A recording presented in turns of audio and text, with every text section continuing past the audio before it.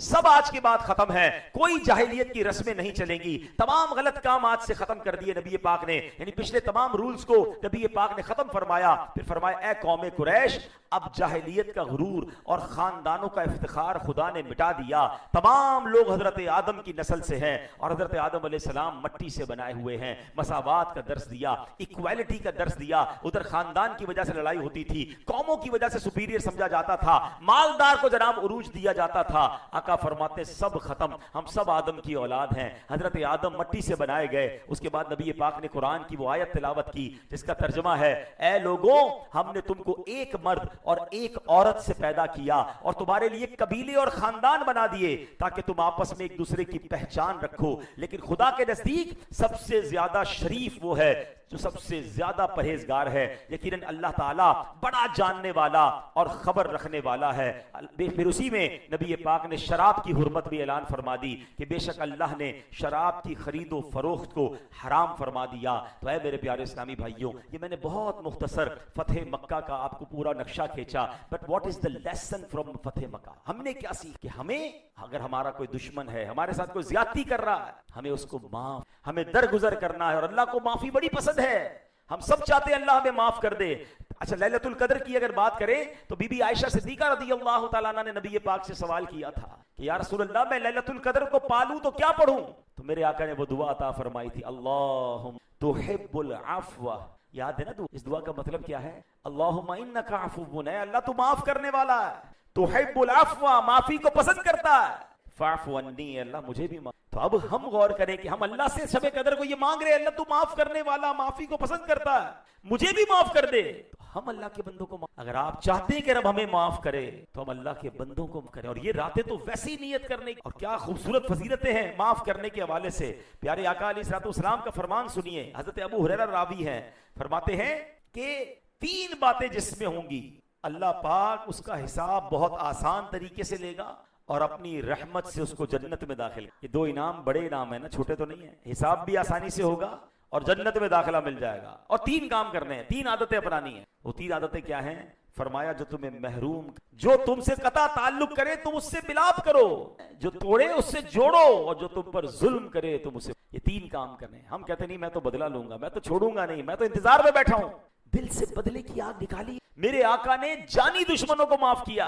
اور آج 21ویں شب ہم غور کریں کہ اگر اپنے رشتہ داروں میں، اپنے دوستوں میں، اپنے کزنز میں، اپنی فیملی میں کچھ لوگوں سے لڑائی رکھ کے بیٹھے ہیں، ناراضگی رکھ کے بیٹھے ہیں، ہم ان کے یہاں نہیں جائیں گے، ہم ان کو فون نہیں کریں گے، عید میں بھی نہیں جائیں گے، تو خدا کے وقت جھک جائیے. ہماری میمنی میں ایک بڑا پیارا جملہ ہے، جو نمیوں کے گمیوں، جو جھک جاتا ہے نا وہ اللہ کو پسند ہے. آپ جھک جائیں، کوئی بات نہیں. اگر اس نے آپ کے ساتھ زیادتی کی آپ معاف کر دیں. اچھا، یہاں ایک اور بڑا فنومن ہے. نارملی لوگ پتہ ہے کس کو معاف کرتے ہیں؟ جس کا کچھ بگاڑ نہیں سکتے. 4 گارڈ ہیں، ویگو گاڑی ہے، میں موٹر سائیکل والا، میں اس کو کیا بگاڑوں گا، چلو بھائی معاف کیے. یہ کمال نہیں ہے. کمال یہ ہے کہ آپ بدلہ لے سکتے ہیں. وہ بندہ کمزور ہے، نبی پاک کے سامنے سارے کھڑے تھے نا، ان کے پاس تو سارا کنٹرول تھا، جو بدلہ لینا چاہتے لے لیتے. پر کنٹرول ہوتے ہوئے معاف کرنا یہ کمال ہے. شوہر بیوی کو معاف کرے، سیٹھ ملازم کو معاف کرے، جناب طاقتور کمزور کو اگر معاف کر دے، اجر ہی اور ہے، اس کی جزا ہی اور ہے. سبحان اللہ. اب سنیے اس کی جزا کیا ہے، آپ سنیں گے ایمان تازہ ہو جائے گا. ابو داؤد شریف کی حدیث میں ہے، جس نے غصے کو ضبط کر لیا حالانکہ اسے نافذ کرنے پر قادر تھا، تو اللہ عز و جل بروز قیامت اس کو تمام مخلوق کے سامنے بلائے گا اور اختیار دے گا کہ جس حور کو چاہے لے لے، جس حور سے چاہے نکاح کر لے. یعنی سبحان اللہ، جو غصے پر قابو رکھتا ہے اور قدرت کے باوجود معاف کرتا ہے وہ جنت کا حقدار ہو جاتا ہے. ایک صحابی رسول نے بڑا پیارا سوال کیا. میں ایک short and sweet question and beautiful short answer سوال کیا. حضور کو ایسا عمل بتا دیں کہ کیسا پیارا سوال، ہر کوئی چاہے گا نا کہ اس کا جواب مل جائے. 1 لائنر جواب دیا نبی پاک نے، لا تغضب ولک الجنہ، غصہ نہ کرو تمہارے لیے. اب جنت چاہیے تو چلیں آ جائیں معافی کی طرف، نرمی کی طرف، درگزر کی طرف، اگنور کی طرف. اور اگر نہیں بدلے لینے ہیں ٹٹ فور ٹیٹ، جیسے کو تیسا، میں تو اینٹ کا جواب پتھر سے دیتا ہوں بھائی. شریف کے ساتھ شریف ہے، بدماش کے ساتھ بدماش ہے. پتہ نہیں یہ جملہ کہاں سے لوگوں نے سیکھ لیا ہے، پتہ نہیں کون سے بٹن لگا ہوا ہے آپ کے اندر کہ جیسے ہی کوئی بدماش آدمی سامنے آتا ہے آپ بھی بدماش ہو جاتے ہیں. بھائی شریف آدمی تو شریف کے سامنے بھی شریف ہوتا ہے، بدماش کے سامنے بھی شریف ہوتا ہے. وہ شریف بدماش کیوں بن جاتا ہے؟ آج یہ نیت کر رہے ہیں فتح مکہ کا یہ کے بعد کہ انشاءاللہ ہم نے، فرشتے نہیں دیتے، مسٹیکس ہوں گی، ہمارے گھر والوں سے بھی ہوں گی، ہمارے ملازمین سے بھی ہوں گی، ہمارے پڑوسیوں سے بھی ہوں گی، ہمارے نمازیوں سے بھی ہوں گی، معاف کریں. درگزر کریں نا. ان کے لیے آخری حدیث پھر تھرڈ ٹاپک پہ آ جاتا اور وہ بڑی کمال ہے. ادھر جا کے لکھا حدیث پاک کا خلاصہ کہ جو معاف اسے معاف اور جو رحم نہیں. Now up to you if you want کہ اللہ سبحانہ و تعالی ہمیں معاف فرما دے. آپ چاہتے مجھ پر اور آپ پر رحم ہو تو لوگوں پر رحم, ورنہ تیار رہیے. آج بدلے لینے ہیں, آج غصہ دکھانا ہے, آج جھاڑنا ہے, آج ذلیل کرنا ہے, آج فائر کرنا ہے لوگوں کو, نکل جاؤ میرے یہاں سے. کل دربار الہی سے نکال دی. مٹا دے اپنی ہستی کو اگر کچھ مرتبہ چاہے کہ دانا خاک میں مل کر گلے. اللہ کو بڑا پسند ہے تاجزی والا بندہ. اللہ مجھے بھی بنا دے اور آپ کو بھی بنا. سبحان اللہ. بات کرتے ہیں اس ہستی کی, ہائے ہائے, ان کا تو نام لو تو انرجی آ جاتی ہے. اللہ نے ایسی عظیم ہستی ہمیں عطا فرمائی ہے کہ مولا علی شیر خدا کا نام لینا تو بندے کے اندر انرجی آ جاتی ہے. جب نام کا یہ عالم ہے تو ذات کا عالم کیا ہو. کیسے کیسے فضائل ہیں مولا علی شیر خدا کے. سبحان اللہ. حدیث پاک میں آیا النظر الی وجہ علی عبادت, علی کے چہرے کو دیکھنا عبادت ہے. ایک بار حضرت ابوبکر صدیق رضی اللہ تعالیٰ عنہ مولا علی کو ٹکٹکی باندھ کر دیکھ رہے تھے. بالکل جب دیکھتے تھے تو بالکل ٹکٹکی باندھ کے دیکھتے تھے. حضور آپ ایسے دیکھتے ہیں مولا علی کو؟ حضرت ابوبکر صدیق.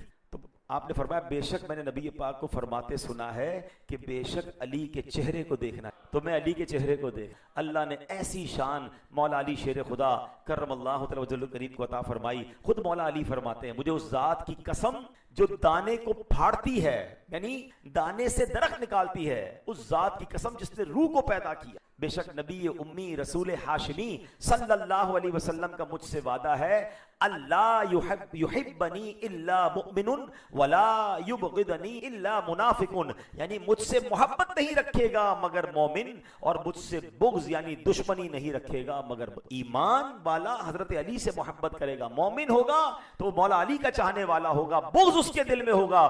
جو منافق ہوگا, یہ بات یاد رکھیے کہ محبت علی یہ ہمارے ایمان کا تقاضا ہے. اور سبحان اللہ, ابھی ہم نے حجۃ الوداع کی بات کی. حجۃ الوداع کے بعد ایک اور کمال کا واقعہ ہوا, اسلامی تاریخ کا ایک اور شاندار واقعہ ہوا. اب ذرا سنیے گا. نبی پاک علیہ الصلوۃ والسلام حج کر واپس آ رہے تھے, اور اب کیا ہوا کہ نبی پاک علیہ الصلوۃ والسلام, ایک جگہ ہے جس کو غدیر خم کہا ہے, راستے ایک جگہ ہے جس کو غدیر خم کہا. حضرت برا بن عازب رضی اللہ تعالیٰ فرماتے ہیں کہ غدیر خم کے مقام پر پیارے آقا علیہ الصلوۃ والسلام نے قیام فرمایا.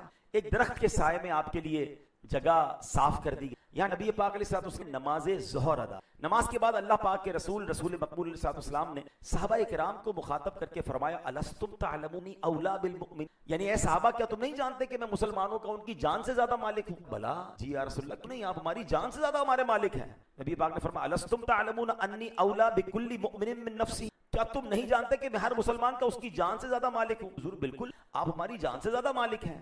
اب نبی پاک نے مولا علی کا ہاتھ لیا صحابہ کے سامنے اور فرمایا من کنت مولاہ, آقا فرماتے جس کا میں مولا ہوں اس کے علی مولا ہیں. پھر نبی پاک نے دعا کی اللہم والی من والاہ وعادی من عاداہ, اے اللہ جو علی سے محبت کرے تو اس سے محبت فرما, جو علی سے دشمنی رکھے تو اس سے دشمنی. تو پتا چلا کہ مولا علی سے محبت کرنے والے سے رب محبت فرمائے گا. اور سبحان اللہ آقا فرماتے جس کا میں مولا اس کے علی مولا. سبحان اللہ. اب یہاں بڑی خوبصورت بات سمجھنے کی ہے کہ اس سے مراد سیدی اعلیٰ حضرت امام اہل سنت نے اور علماء کرام نے لکھی کہ مولا علی سبحان اللہ مولا سے مراد مددگار, دوست. سبحان اللہ. نبی پاک مددگار ہیں, ہم سب کے مہربان ہیں, ویسے ہی مولا علی بھی سبحان اللہ ہمارے مولا ہیں. حکیم الامت مفتی احمد یار خان نعیمی فرماتے ہیں یہاں ولی یعنی مولا کا معنی خلیفہ نہیں بلکہ اس کے معنی دوست یا مددگار ہے. یعنی آقا مولا صلی اللہ علیہ وسلم کے مبارک فرمان کا مطلب یہ ہے کہ جس کا میں محبوب اور مددگار ہوں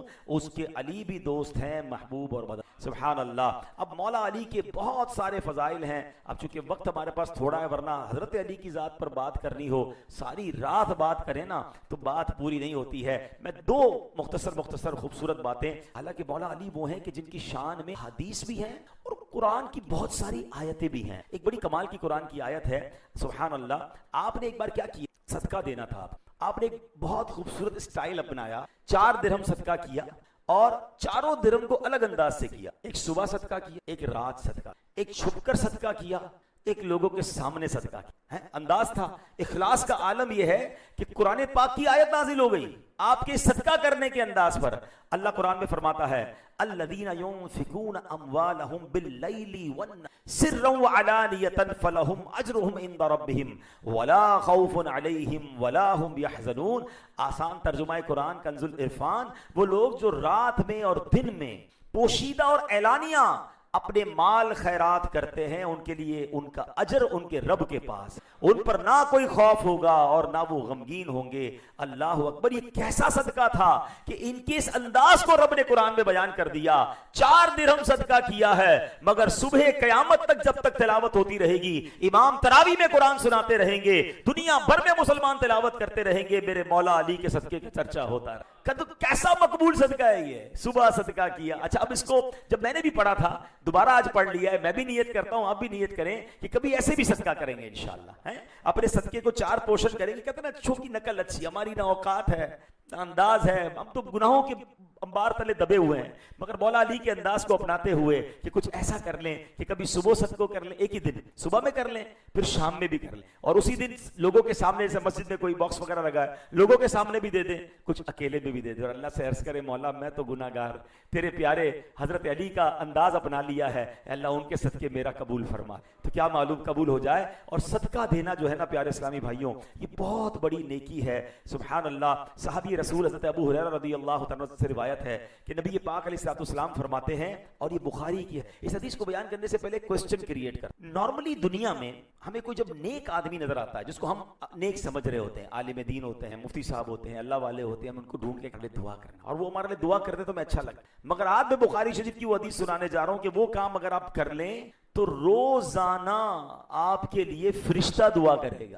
ساڈا کم تو آسان ہو گیا نا کہ صبح صبح فرشتہ ہمارے لیے دعا, فرشتے دعا کریں گے. جی اب سنیے بخاری کی حدیث. پیارے آقا علیہ الصلوۃ والسلام فرماتے ہیں ایسا کوئی دن نہیں ہے جس میں بندے سویرا کرے اور 2 فرشتے نہ اترے, جن میں سے ایک کہتا ہے الہی سخی کو زیادہ اچھا عوض دے, اور دوسرا کہتا ہے الہی کنجوس کو برباد. کنجوس کے لیے روز فرشتہ بربادی کی دعا کر رہا ہے, اور سخی کے مبارک ہو کہ وہ بے شک گھر میں سویا ہے, روز صبح فرشتہ اس کے لیے آبادی کی, اس کی برکت کی, اس کی خیر کی دعا. اللہ مجھے اور آپ کو سبحان اللہ سخاوت والے گروہ میں شامل فرما. اللہ کی راہ میں خرچ کیا کریں اور اس میں گھبرایا نہ کریں, دل کھول کر کیا کریں.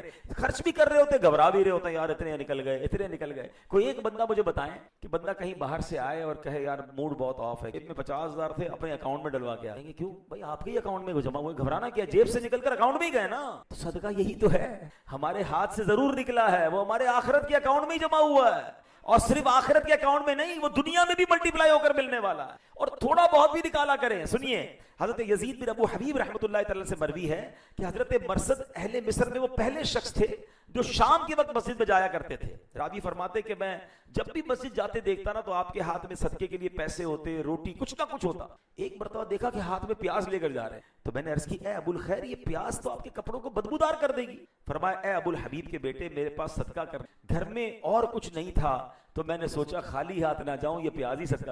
روزانہ کچھ نہ کچھ صدقہ کرنے کی عادت رکھیں, اپنی حیثیت کے مطابق کسی غریب کو دے دیں, کسی کو بھی دے دیں, اچھے کام میں خرچ کریں تو انشاءاللہ اس کی برکتیں ملیں گی. اب ایک واقعہ حضرت مولا علی کی زندگی میں, اور یہ بڑا عجیب و غریب معاملہ ہوا تھا, مگر اس میں ہمارے لیے میسج بہت ہے, اس لیے میں نے اس واقعے کو چوز. ایک بدمذہب فرقہ ہے وہ خارجی کا, یہ مسلمانوں کے چوتھے خلیفہ حضرت مولا علی کرم اللہ تعالی وجہہ کے دور میں یہ لوگ تھے. یہ لوگ آدھے جاہل تھے, عجیب بے وقوف لوگ تھے. بدبختوں نے معاذ اللہ مولا علی پر کفر کا فتویٰ لگا. اب اس کی وجہ بھی بڑی عجیب تھی. جس کو دیکھنا عبادت ہے, جس کی محبت ایمان کی علامت ہے, جن کا بغض بندے کو منافق بنا دیتا ہے, اس قطعی جنتی صحابی رسول کو ان بدبختوں نے معاذ اللہ مولا علی پر کفر کا فتویٰ لگا. اب فتویٰ کیا تھا کہ حضرت مولا علی اور حضرت امیر معاویہ رضی اللہ تعالیٰ کے درمیان کسی دینی مسئلے پر اختلاف ہوا. حضرت مولا بڑے باغمال تھے, آپ نے حکمت عملی اختیار کی, حکم یعنی ثالثی مقرر کر دیا. 3rd پرسن ہوتا ہے نا کہ یار میڈیوکر کے بیچ میں بیٹھ کے سلو کروا دی جائے. اس حکم نے دونوں کی سلو کروا دی. اس شخص نے ساتھ بٹھا کر دونوں سائڈ کی بات چیت سن کے سلو کروا دی. یہ خارجی لوگ تھے جو کہ چاہتے تھے سلو نہ ہو, لڑائی ہو. لڑائی کیوں نہیں ہو رہی؟ تو ان لوگوں نے دیکھا کہ مولا نے سلو کر لی ہے, تو مولا علی پر کفر کا فتویٰ کیسے لگایا؟ قرآن کی آیت کا ایک حصہ لے کر آ گئے. کہتے ان الحکم الا, کہ حکم تو صرف اللہ کا ہے. یہ آپ نے کسی انسان کو حکم کیسے بنا دیا؟ آپ نے کسی انسان کو بیچ میں بٹھا کے کیسے فیصلہ کروا لیا؟ فیصلہ کرنے والی ذات تو رب کی ہے. آیت لے کر آئے اور اس آیت کی بنا پر اس شخصیت پر فتویٰ لگا رہے ہیں جس کے بارے میں نبی پاک فرماتے ہیں کہ میں علم کا شہر ہوں اور علی اس کا دروازہ. ان سے زیادہ قرآن کون سمجھتا ہے؟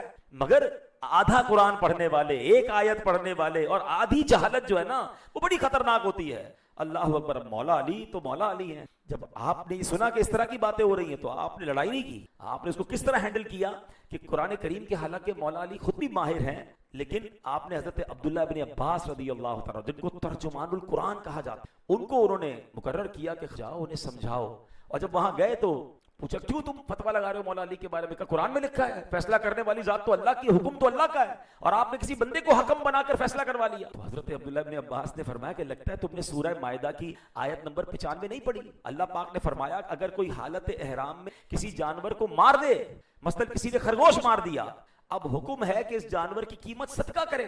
پتا کیسے چلے گا کہ خرگوش کی قیمت کتنی ہے؟ تو اللہ نے قرآن میں فرمایا یحکم بہ ذوا عدل منکم، تم میں سے 2 معتبر آدمی فیصلہ کریں. اللہ اکبر. حضرت عبداللہ فرماتے ہیں ایک خرگوش کی قیمت طے کرنے کے لیے اللہ نے بتایا، قرآن نے بتایا کہ 2 معتبر آدمی مل کر فیصلہ کر کے معاملہ سارٹ آؤٹ کر لیں. یہاں تو مسلمانوں کی جانوں کا مسئلہ تھا، اگر یہاں مولا علی کے کہنے پر کسی نے بیچ میں فیصلہ کروا دیا تو پرابلم کیا ہے؟ اللہ اکبر. کچھ لوگوں نے بات مان لی، کچھ لوگوں کو سمجھ نہ آیا، پھر آپ نے ان کو سزائیں دی. مگر یہاں اس واقعے سے جو ایکچولی میسج میں کنوے کرنا چاہتا ہوں، یہ آج کا سب سے بڑا پرابلم ہے. سوشل میڈیا کا دور ہے، کچھ لوگ جناب آدھے جاہل ہیں، آدھی نالج ہے، تھوڑی سی جناب قرآن پڑھا ہوا ہے، کہیں سے اٹھا کے کوئی حدیث پڑھ لی ہے اور اس پر پورا مقدمہ کھڑا کر دیا اور مسلمانوں پر فتوے لگائی جا رہے ہیں. اور لوگ بھی کہتے ہیں ہاں یار قرآن پڑھ رہا تھا، وہ تو قرآن بتا رہا تھا. یاد رکھیے قرآن پورا پڑھنا ہے. قرآن کو کچھ آیتیں منسوخ ہو گئیں، بعد میں آیتیں آئی ہیں، پہلے کچھ احکام تھے بعد میں اس کو ختم کر دیا گیا. مفتیان کرام اور علماء جن کی نظر میں پورا قرآن اور نبی پاک کی سیرت ہوتی ہے پھر جا کے وہ ہمیں مسئلہ بتاتے ہیں. لیکن مسئلہ یہ ہے کہ آدھی جہالت نے بہت کچھ بربادی کر دی ہے. اللہ قرآن میں فرماتا ہے افتؤمنون ببعض الکتاب وتکفرون ببعض، افتؤمنون ببعض الکتاب وتکفرون ببعض، کیا تم اللہ کے بعض احکامات کو مانتے ہو اور بعض سے انکار کرتے ہو؟ کچھ لوگ صرف ایک آیت کو لے کر آ جائیں گے اور آپ کے سامنے پیش کریں گے. چونکہ ہم نے بھی قرآن پورا نہیں پڑھا، ہم بھی کنفیوز ہو جاتے ہیں. ایسا نہیں ہونا چاہیے. اب میرے پیارے اسلامی بھائیوں، اب میں کچھ مثالوں کے ذریعے آپ کو سمجھاتا ہوں کہ بات کیسے آپ کو سمجھ آئے گی کہ آدھی جہالت کی مثالیں کیا کیا ہیں. اللہ پاک نے قرآن میں کیا فرمایا؟ وَلَا يُقْبَلُ مِنْهَا شَفَاعَةٌ، اور نہ کوئی سفارش مانی جائے گی. اب یہ آیت لے کر کوئی آیا کا شفاعت تو ہوگی نہیں. کس نے کہا شفاعت ہوگی؟ قرآن کہتا ہے کوئی سفارش نہیں مانی جائے گی، کوئی شفاعت نہیں کرے گا. اب ایک ایسا مسلمان جس نے پورا قرآن پڑھا ہی نہیں ہے اور سنتا ایسے لوگوں کو ہے جو جناب کہیں عالم بنے نہیں، جنہوں نے پورا قرآن پڑھا نہیں، کسی جگہ باقاعدہ علم حاصل نہیں کیا، اس ایک سن کو کنفیوز ہو گئے کہ ہاں یار قرآن کہہ رہا ہے سفارش نہیں مانی جائے گی تو پھر شفاعت کیسے ہوگی؟ حالانکہ سب آیت الکرسی میں پڑھتے ہیں من ذا الذی یشفع عنده الا، قرآن نے اگلی آیت میں کیا سمجھایا؟ کون ہے جو اس کے ہاں اس کی اجازت کے بغیر سفارش کرے؟ معلوم ہوا سفارش کوئی نہیں کر سکتا مگر جس کو رب اجازت دے گا وہ سفارش فرمائے گا، وہ شفاعت کرے گا. اور اللہ اکبر، ہمارے آقا شافع محشر ہیں، انہیں رب نے مقام محمود عطا فرمانے کا وعدہ فرمایا. آگے چلے، ایک آیت قرآن کی بڑی پیش کی جاتی ہے، قل انما انا بشر مثلکم، تم فرماؤ میں ظاہراً تمہاری طرح ایک بشر ہوں. اب کچھ لوگوں کو آدھا علم ہے. دیکھو نبی پاک تو خود کہہ رہے ہیں میں تمہاری طرح کا آدمی ہوں، بالکل ہمارے جیسے ہی تو ہیں. قرآن کہہ رہا ہے اور نبی پاک قرآن میں جو فرما رہے ہیں، قرآن نبی پاک نے فرمایا وہی تو قرآن نے بیان فرما دیا کہ کل انما انا بشر مثلکم، تم فرماؤ میں ظاہراً تمہاری طرح ایک بشر ہوں. مگر اگر قرآن پورا پڑھتے تو ایک جگہ یہ بھی تو فرمایا نا قد جاءکم من اللہ نور، کیا ترجمہ ہے؟ بے شک تمہارے پاس اللہ کی طرف سے نور آ گیا. پتا چلا حضور دنیا میں بشر بن کر تشریف لائے مگر حضور عام لوگوں جیسے بشر نہیں ہیں بلکہ یہ اللہ پاک کا نور ہے جنہیں رب کریم نے بشر بنا کر دنیا میں بھیجا. آپ انسان ضرور ہیں، آپ بشر ضرور ہیں مگر نوری بشر ہیں. ارے انہیں عقل نہیں آتی جو نبی پاک کو اپنے جیسا کہتے ہیں. کھڑے ہو کر پنکھے تک ہاتھ پہنچتا نہیں ہے اور میرے آقا زمین پر کھڑے ہو کر اشارہ فرمائے تو چاند 2 ٹکڑے فرما دیتے ہیں. کہتے حضور ہمارے جیسے ہیں. ارے ہم تو جناب یہاں سوئی کی ٹکی پیچھے نہیں کر سکتے. میرے آقا دعا فرمائے تو سورج کو واپس پلٹا دیتے ہیں. اللہ اکبر، اپنی آنکھ میں تنکا چلا جائے تو چیخ نکل جاتی ہے. میرے آقا وہ ہیں کہ حضرت قتادہ کی آنکھ باہر نکل آئے تو لعاب دہن لگائیں، آنکھ واپس لگائیں. حضرت قتادہ کہتے جب سے آنکھ لگائی ہے پچھلی آنکھ سے زیادہ اچھی یہ آنکھ دیکھنے لگ گئی ہے. اور کہتے ہیں حضور ہمارے جیسے بشر ہیں, آدھا قرآن پڑھ کے ایک آیت لے کر. یہ وہ جہالت ہے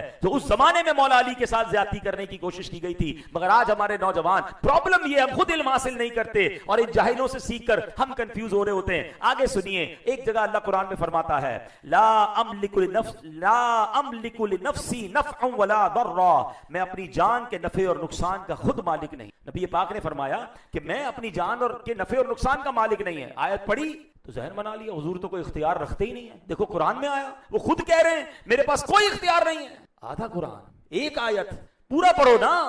آگے کیا فرمایا, اللہ اکبر, 10 آیتیں چھوڑ دیں.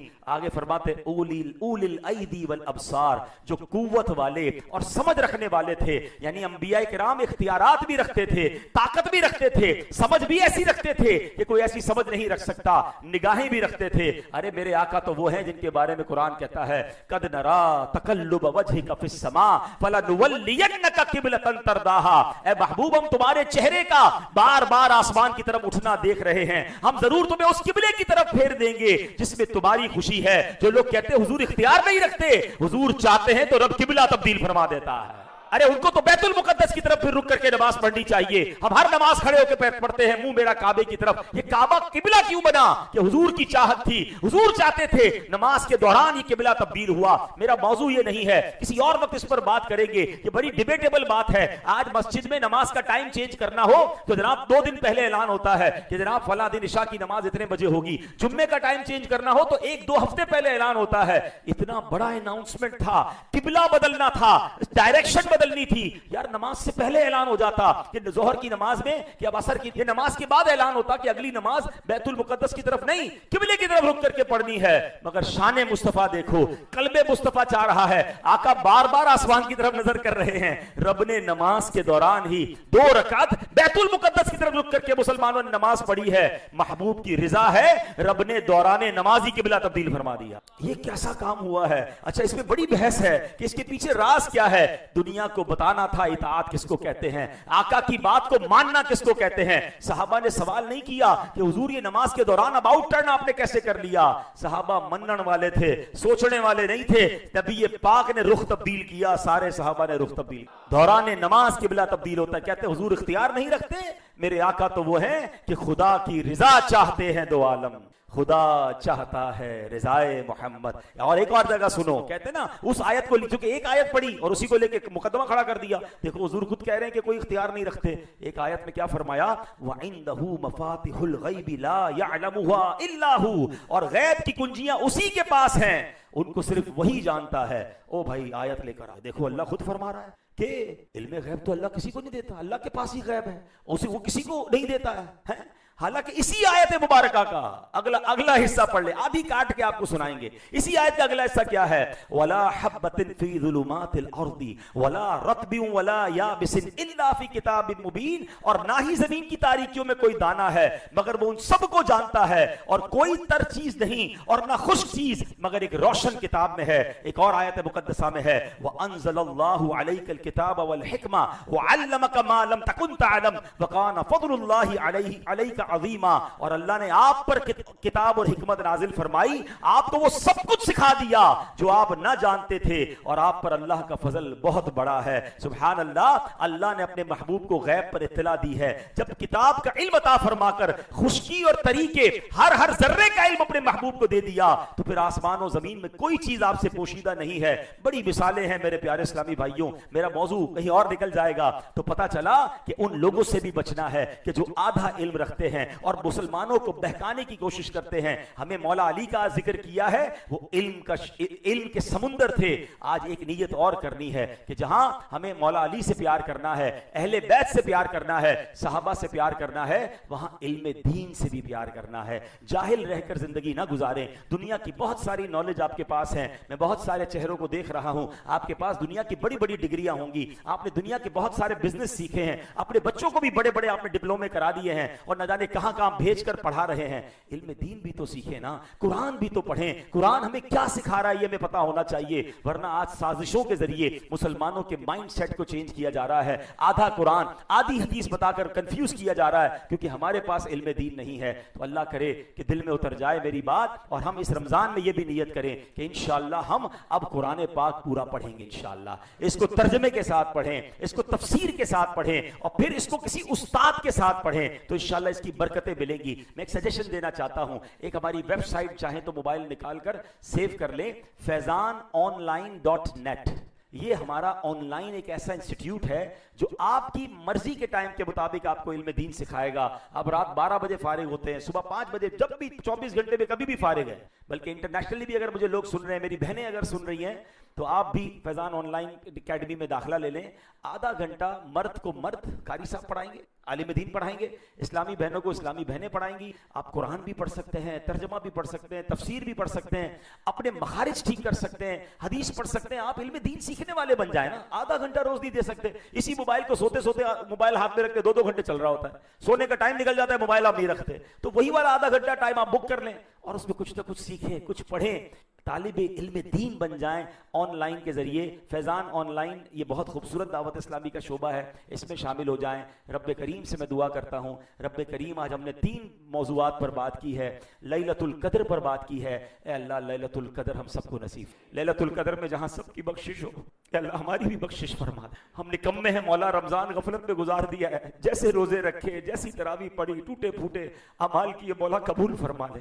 जिनको बख्श दिया मौला उनके सदके बख्शिश फरमा दे। अल्लाह हमने फतेह मक्का पे तुझे उसी अजीम कामयाबी का वास्ता पेश करते हैं।